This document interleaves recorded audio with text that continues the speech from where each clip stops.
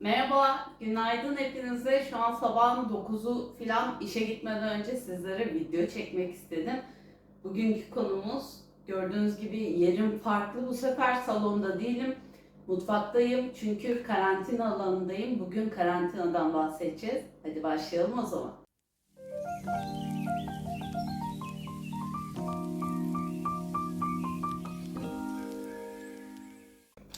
Evet, sesim malum birazcık yankılı geliyor. Bunun için kusura bakmayın. Hala bir mikrofon alamadım. Yakında alacağım umarım.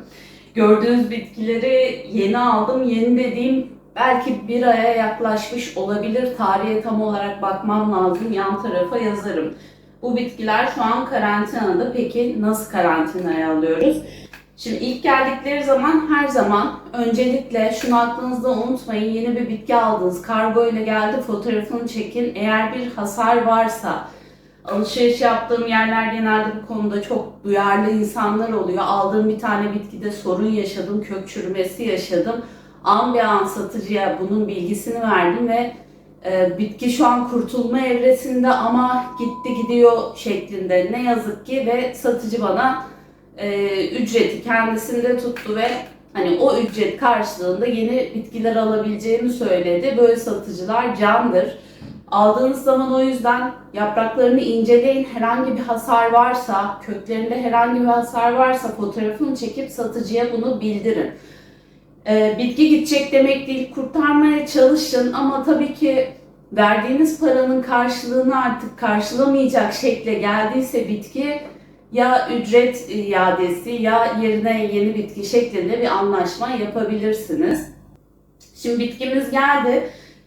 Bazı bitkilerin toprakları çok kuru oluyor, bazılarının çok ıslak oluyor. Biliyorum internetten bitki satışı, eve yeni bitki aldık ne yapacağız şeklinde videolarım var ama burada da kısaca bir bahsetmek istiyorum. Aldığınız bitkiyi eğer toprağı çok ıslaksa ve bitki bunu sevmeyen bir bitki ise mesela burada peperomia var. Peperomia'nın toprağı çok aşırı vıcık vıcık ıslak gelseydi bir strese girerdim ben. Ama alokasya var. Onun toprağı ıslak geldiğinde benim için sorun değil. Çünkü nemli toprak seviyor. Bitkiyi tanımanız gerekiyor bu yüzden. Eğer bitkiniz geldi, çok ıslak toprağı var, saksından çıkarıp bir gazete kağıdına sarıp bununla ilgili bir reels kısa video çekmiştim. Onu yan tarafa koyarım. Bu şekilde bir bakım yapabilirsiniz. Altına benim yaptığım gibi şu şekilde peçete koyabilirsiniz. Bu peçete yavaş yavaş fazla suyu emecektir. Eğer toprağa döküldüyse, saksı yamulduysa oralara ek toprak ekleyebilirsiniz kendi karışımınızdan. Ama her zaman tabii ki uyarıyorum. Eğer ciddi bir sorun yoksa bitkinizde sakın toprağın saksını değiştirmeyin. Bitkinize bay bay demiş olursunuz. Zaten saksı toprak değiştirdikten sonra bitkinizde bir sorun oluştuğu zaman satıcı artık bir şey de yapamaz bu konuyla ilgili. Evet dediğim gibi saksına toprağına dokunmuyoruz. Eğer eksilen parça varsa yerine koyuyoruz. Daha sonra peki karantina alanımız nasıl olacak? Şimdi ben mutfaktayım. Önceden karantina alanım benim salondaydı. Bitkilerden uzak bir yere koyuyordum ama biliyorsunuz geçen sene trip salgını yaşadım ve hem karantinaya doğru düzgün almıyordum bitkileri hem de aldığımda da aynı oda içerisinde alıyordum. Bu da özellikle trips gibi uçabilen, çok rahat yayılabilen bitki zararlarında sorun yaşatıyor. Kahvemi içeyim. O yüzden olabildiğince farklı bir oda ama güzel ışık alacak, mümkünse havalandırılması olan, şimdi ben mutfağımı size anlatayım. Mutfağım şu an sabah 9 işte, bir süre sonra biraz daha fazla aydınlık oluyor ama çok fazla ışık almıyor burası. Doğru mu yapıyorum, yanlış mı yapıyorum bilmiyorum ama zaten kargodan gelen bitkiler bir stres içerisinde oluyor. Bu bitkilerin sakinleşebilmesi için böyle aşırı aydınlık bir yer ihtiyacı hissetmiyorum. Zaten öyle bir yerim de yok. Şu ana kadar hiç burada karantinaya aldığım bitkilerde sorun yaşamadım. Daha böyle gene aydınlık gördüğünüz gibi hani cam tarafından ışık alıyor ama böyle salonum kadar aydınlık bir yer değil burası. Çünkü ön tarafta veranda var ve verandanın duvarı, tepesi ışığı çok fazla kesiyor. Koyduk bitkilerimizi. Mümkünse şu kısım çok önemli. Şimdi gördüğünüz gibi masanın üstünde. Bu masanın özelliği ne? Ben bu masaya hiçbir şekilde yaklaşmıyorum. Mia hiçbir şekilde yaklaşmıyor. Yani oldu ki bu bitkilerden bir tanesinde trips var. Benim aktif olarak hareket ettiğim bir alanda olursa ben şu şekilde çarpıp bir tane tripsi omzuma alıp sonra içeriye götürme ihtimalim olabilir. O yüzden aktif olarak var olmadığınız ama bitkilerinizle gözlemleyebildiğiniz bir yeri karantina alanı yapmanız önemli. Dediğim gibi buraya ben sadece topraklarını kontrol etmek için yine akşam yatmadan önce bir uğruyorum. Hani su durumları nasıl, suya ihtiyaçları var mı, bir ilerleme var mı, gerileme var mı bununla ilgili gözlem yapıyorum. Bitkilerin bu alanda büyümesini ben beklemiyorum. Sadece kendilerine gelmelerini, üzerlerindeki stresi atmalarını ve eğer bir bitki zararlısı varsa bunu gözlemleyebilmem için bir alan burası. Buraya duaları koymuştum. Hatırlarsınız dua çiçeklerinde 3 hafta sonra, burada bir ay kadar kaldılar. 3 hafta sonra, hatta 1,5 ay kaldılar. 3 hafta sonra trips gördüm. Zaten yapraklarındaki izlerden ben tripsten şüpheleniyordum. Şu an aldığım son bitkilerde hiç sorun yok. Bir tanesi hariç işte o hatta oldu. Hiç sorun yok. Sadece gözlemliyorum. Peki nasıl gözlemlemesini yapacağız? Şöyle, zaten bir sorun olduğunda gözünüze çarpacaktır eğer aşırı dolu dolu bir şey yoksa. Bitki almadıysanız. Yani bu az bitki. Yani bitkilerden bir tanesinin yaprağında işte yenmiş bir yer ya da pamuk biti ya da farklı bir zararlı olduğu zaman zaten bu benim gözüme çarpacaktır. Sulama sırasında çünkü kontrollerini yapıyorum. Hani yapraklarına bakıyorum. Ayrıca hani oldu da bir kök çürümesinden kaynaklı sorun oldu. Ha bir de gözümün üstünde olduğu bir alan ama fiziksel olarak var olmadığım bir alan. Şimdi tabii karantinada şöyle de bir risk var. Burada iki farklı satıcıdan aldığım bitkiler var.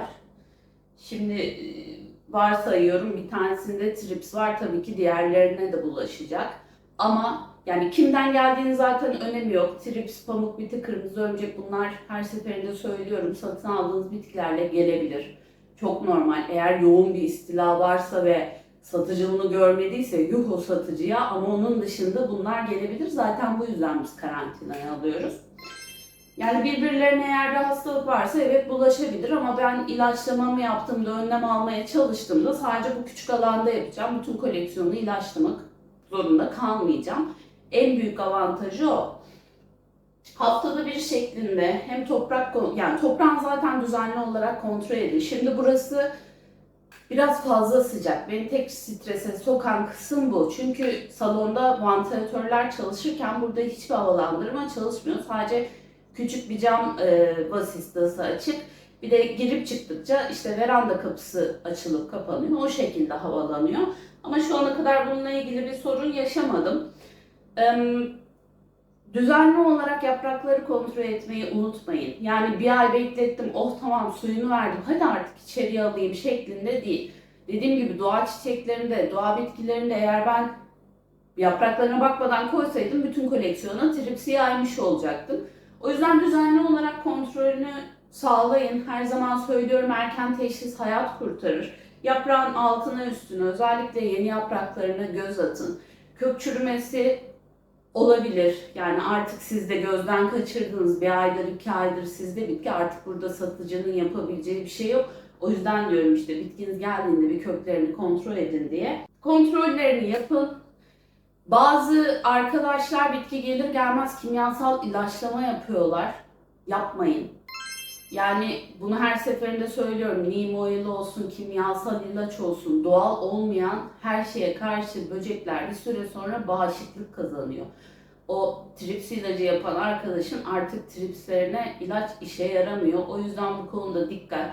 İhtiyacı yoksa yani siz hasta değilken antibiyotik alıyor musunuz? Ne olur ne olmaz bir işte hasta olursam falan diye önlem amaçlı.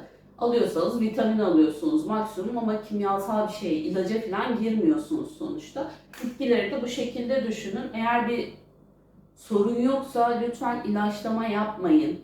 Hem zaten kimyasal riskli bir durum hem de Yani dediğim gibi bağışıklık kazanma olasılıkları oluyor. Ve yaprakları yıkayabilirsiniz. Genelde kireçli su kullanılıyor seralarda falan. O yüzden yaprakların üstünde toz benzeri şeyler görebilirsiniz.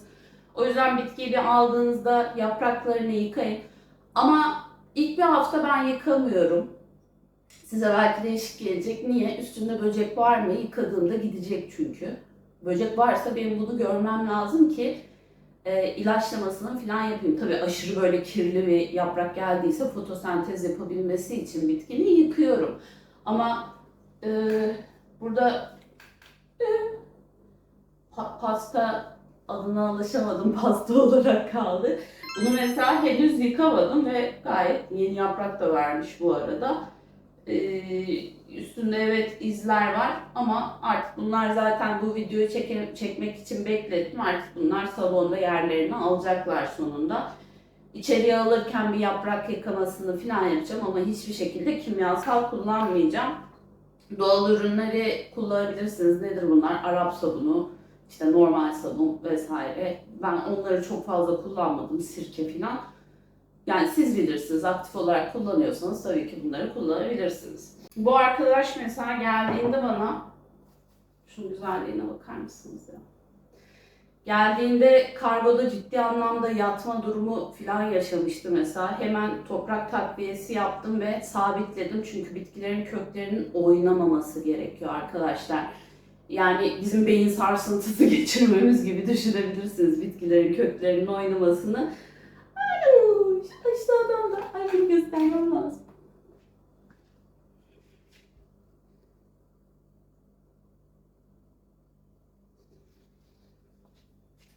Bunlar yoktu. Burada kendisi çıkarmış. Çok sevindim şu an.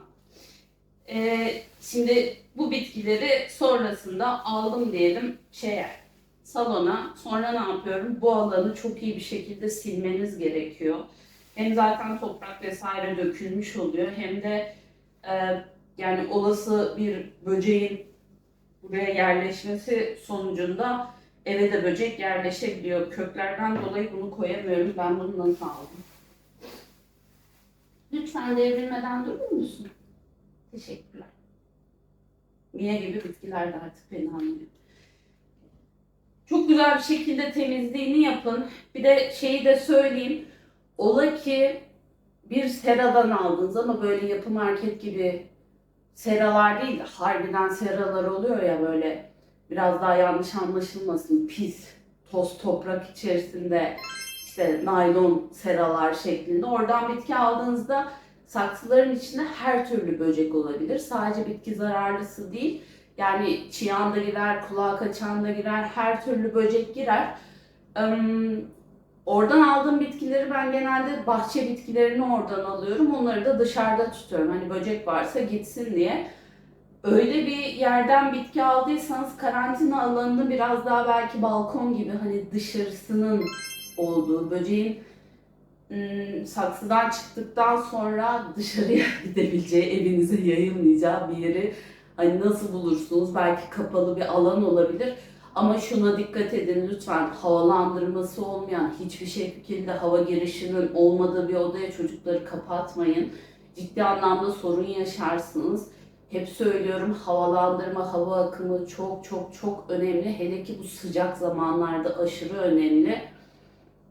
Yani burası tamam bir hava akımı yok ama kapısı açık, dediğim gibi vasıtası açık. Bu cam arada bir, kapı arada bir açılıyor, kapanıyor. Bir şekilde içeriye hava giriyor. İşte ben yürürken bir hava akımı sağlıyorum vesaire ama tamamen kapısı kapalı bir odaya bitkileri karantina kapatıyorum diye kapatmayın. Orası hücre oluyor, karantina olmuyor. Burası hem karantina hem de hastane gibi düşünebilirsiniz. Buradaki paçıra ölmüyor da. En son tripsten kaynaklı buraya gelmişti. Yaklaşık bir senedir karantinada. Artık karantina değil yaşam alanı oldu burası bunun için. Eğer oldu ki kimyasal ilaçlama yapmanız gerekiyor. Şimdi benim karşıda camın önünde de bitkilerim var. Burada da var. Gördüğünüz gibi sadece bu alan değil bu odanın içindeki bütün bitkileri ilaçlamasını yapıyorum. Ben biliyorum ki bu bitkilere dokunup ya da yaklaşıp içeriye gitmediğim için içerisiyle ilgili içim rahat. Ama buraya dokunup karşıya dokunmuş olabilirim tabii ki. Çünkü bakımlarını hepsinin aynı anda yapıyorum. O yüzden öyle bir durum oldu. İlaçlama yapmanız gerekiyor. Bütün odadaki bitkilere yapın lütfen. Ay, evimizin erkeği. Oya kere. Aklınızda soru işareti varsa lütfen aşağıya yazın. Videoyu beğenmeyi, yorum yapmayı, zil işaretine basmayı unutmazsanız çok sevinirim. Kendinize çok iyi bakın. Bay bay.